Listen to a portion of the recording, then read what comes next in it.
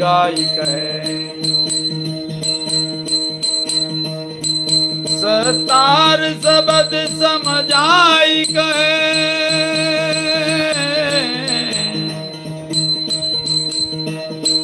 मर जीवा बने सो मौज करे।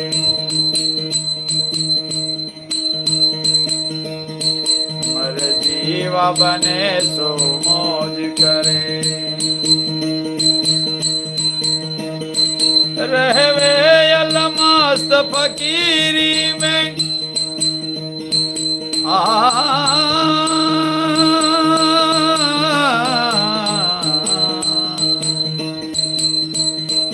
रहवे अलमस्त फकीरी में जो आनंद संत फकीर करे। आनंद संत फकीर करे।